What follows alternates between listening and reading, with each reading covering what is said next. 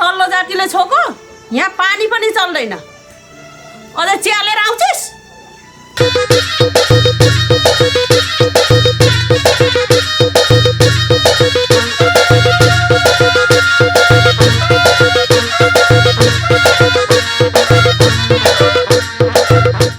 त्यही कोटी चुरा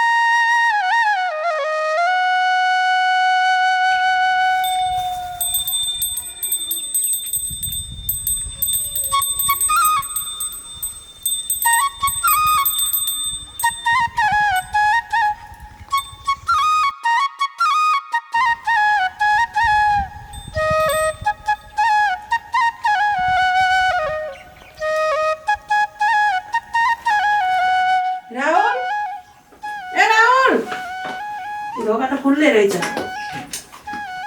अझैसम्म उठे छैन झन् हिजो साँझ छिटो गरेर उठ है भनेको त राहुल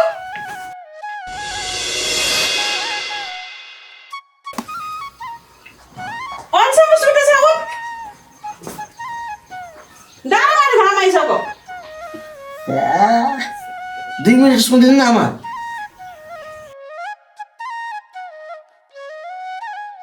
कति सुत्न सकेको कुम्भकर्ण जस्तो खुरुका उठ्न अल्छीको बिटो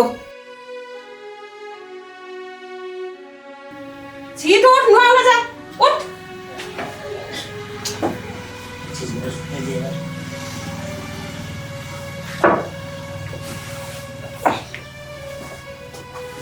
हिजै भनेको होइन मैले छिटो उठ्ने भनेर नुहाउन जा त्यहाँ छिटो नुहाएर आइज नि फेरि उठे ढाडामा निदाउलास्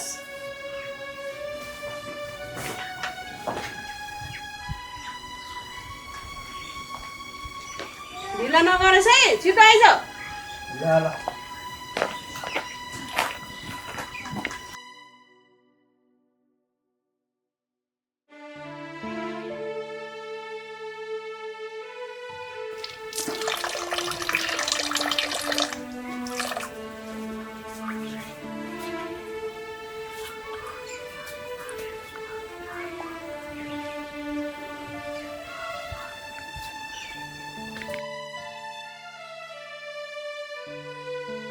होइन केटाले पनि ढिलो गरेको अलिक छिटो आइज न छिटो कपडा लगाएर आइज बाहिर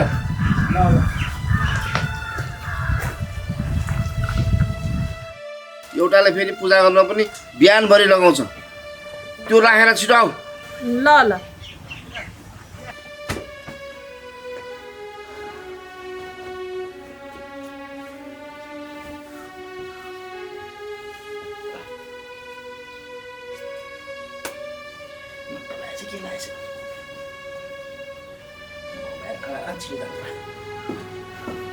चाँडै आऊ न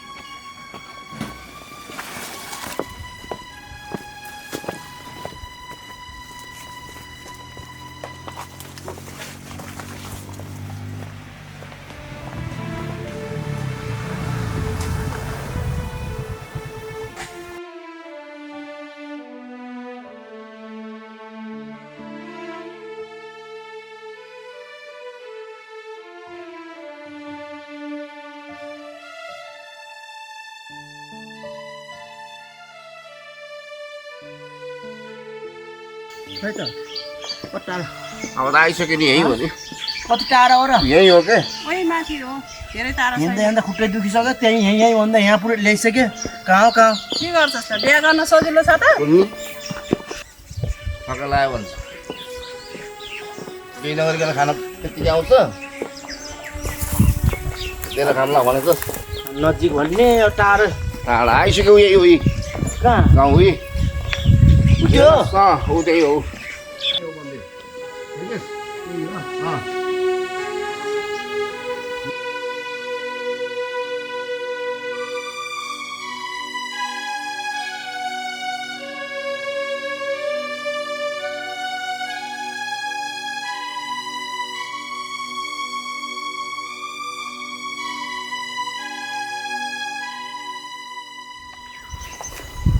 बामा कता हिँडेको मन्दिर यता छ यो होइन के बाबु उता ठुलो मन्दिर छ नि उता जाने हो आइज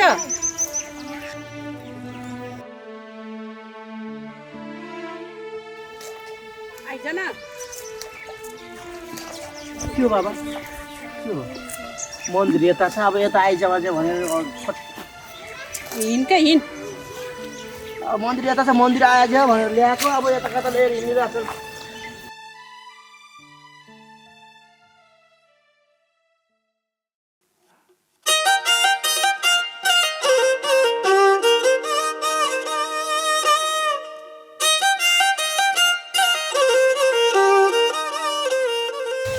ए तपाईँ आउनुभयो नमस्ते बस्नु नानी उसले त गुन्द्रीले त गुन्द्री पाउन आउनुभयो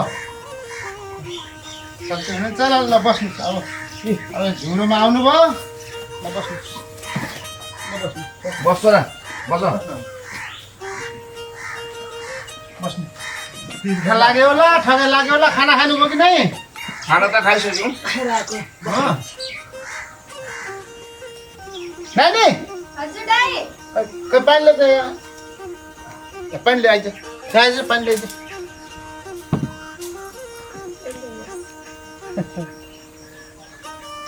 कति कामले आउनुभयो कुन्नी उहाँ टाढादेखि यसो गाउँतिर घुमघाम गर्दै आएको हो के अरे मलाई त भयो म पानी पिउन लाग्छ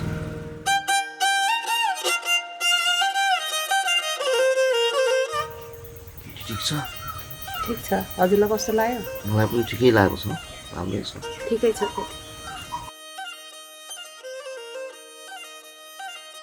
के कति कामले पाल्नुभयो कुन्नी ए नानी हजुर दाइ आइज त बाहिर आइज त यति भित्र मात्रै बस्छु बस्नु यहाँ बस आइज हामी त तपाईँको बहिनीको हात माग्न आएको नि आमा कुरा के हो यसो सल्लाह गर्नुपर्छ नि यस्तो भयो भने त म आउँदै आउँथेन त्यही आउनुहोस् भनेर त तँलाई बाहना पारी पारी यहाँ ल्याउन परेको ए छोरा त धेरै बोलिस् चुप बस अरू मलाई थाहा छैन बा त्यो केटी बिना म अरू कोहीसँग बिहा गर्दिनँ त्यस्तो हो भने बिहेको भोलिपल्ट होइन तपाईँहरू बिचमा त निकै गन्ठन मन्ठन पो चल्न थाले त होइन यसो छोरालाई हुनेवाला बुहारी कस्तो लाग्यो भनेर यसो सोधेको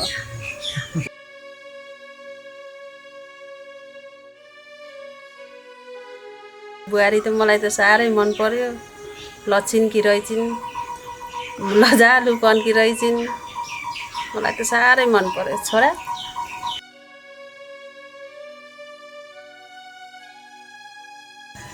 तपाईँले भनेको त ठिकै हो बरु केटाकेटीलाई एकचोटि कुरा गर्न पो लगाउने हो कि पर्दैन पर्दैन बाबु पर्दैन हाम्रो छोराले हामीले जे भन्यो त्यही मान्छ है बाबु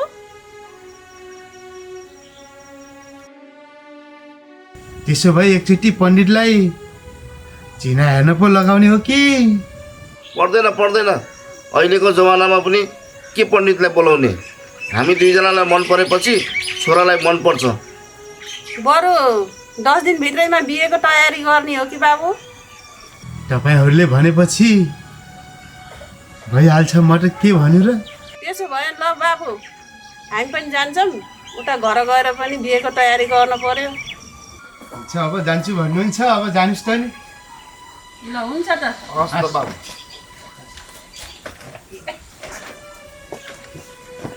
बाबुसित जाने होला। हुन्छ हस्। ल पुरा त्यही भयो है बाबु। हुन्छ ल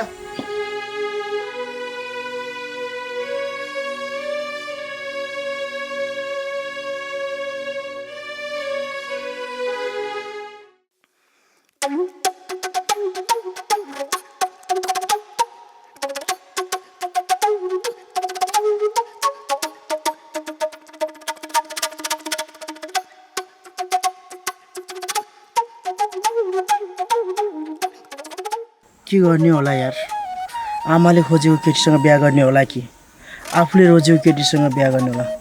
म त बहुत तनावमा भएँ नि यार, के गर्ने होला। के सोचेर उभिएछस्? आइज न। जाऊ जाऊ लिएर आऊ, फेरि भाग्ला त्यो। त्यही तल्लो जातको केटीलाई सम्झेको लास न, त्यसलाई सम्झेर फिटिकै नबस्। आइज खुरुको लाएर त्यसलाई बिहा गर्छु भन त तल त सोध्दै नसोच। हिँड।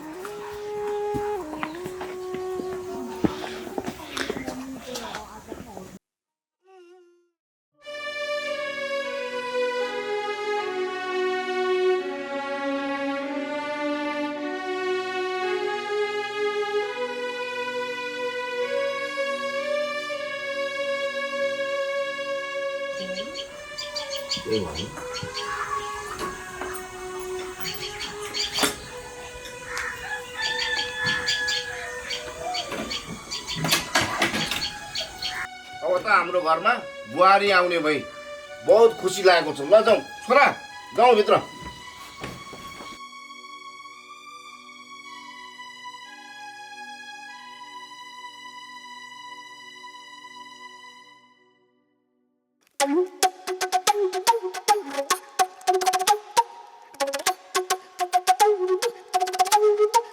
कता गएछ यार।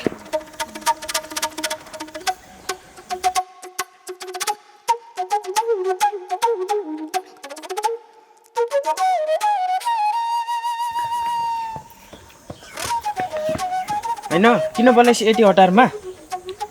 चुप्प लाग, मैले भनेको कुरा सुन। ले यो पैसा लि र केटीको लागि सिन्दुर पोतेर घुम्टो ल्याएर आइज। छिट्टो गर काम फेरि है। मैले भनेको मान। ल छिटो गरिहाल। ए केटा, छिट्टो सामान ल्याएर मन्दिरमा आइज है। ल ल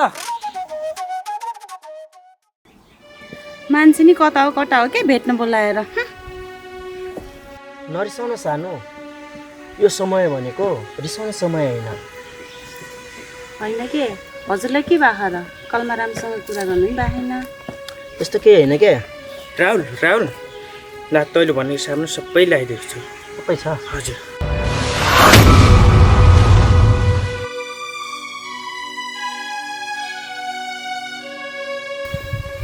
हे प्रभु, हामी तपाईँको शरणमा आइसकेका छौँ। हाम्रो जिन्दगी सुखमय बितोस्। के भन्नुभएको हजुरले त्यस्तो? सुन्नु न, बरु 10 दिनभित्रैमा बिहेको तयारी गर्ने हो कि बाबु? तपाईँहरूले भनेपछि भइहाल्छ म त के भन्यो र त्यसो भयो ल बाबु, हामी पनि जान्छौँ। उता घर गएर पनि बिहेको तयारी गर्न पर्यो।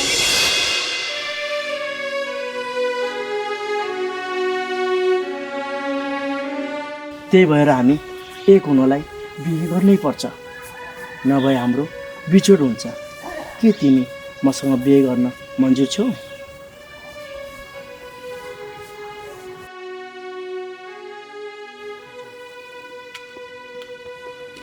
हे प्रभु, हामी तिम्रो शरणमा आएका छौँ।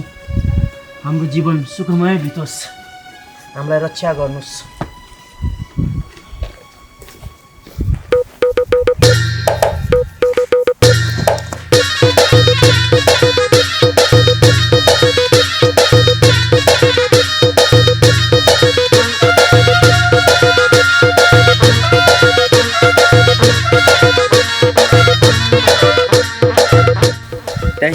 छोरा।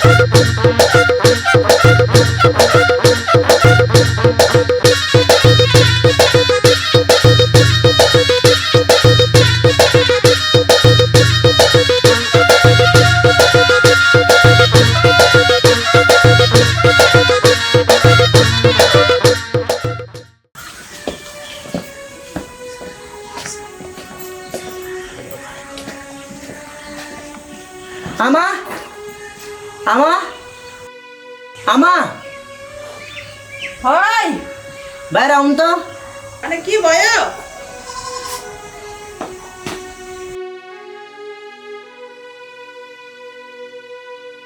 राम राम राम राम। यो के गरेको र?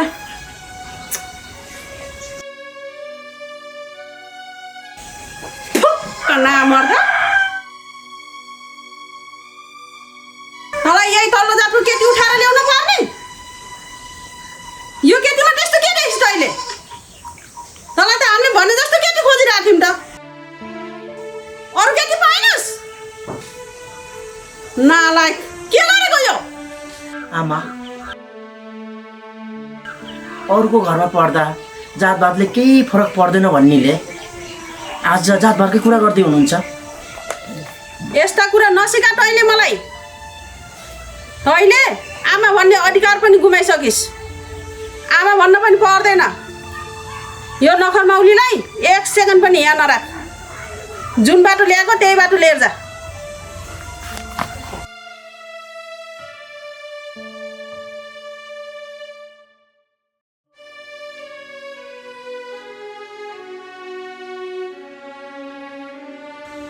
ए छोरा किन बाहिर बसेको?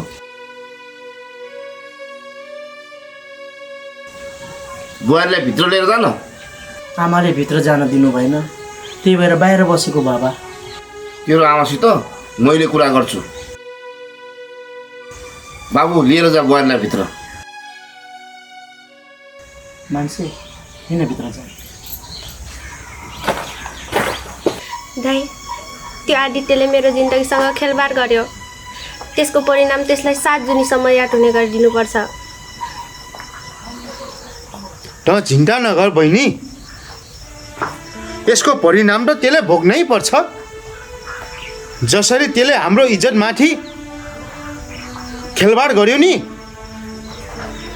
यत्रो त्यसले आश दिएर त्यसले अर्को बिहे गर्यो नि, त्यसको परिणाम त त्यसले भोग्नै पर्छ। समय आउन दे। तल पिर नगर बहिनी, तल पिर नगर।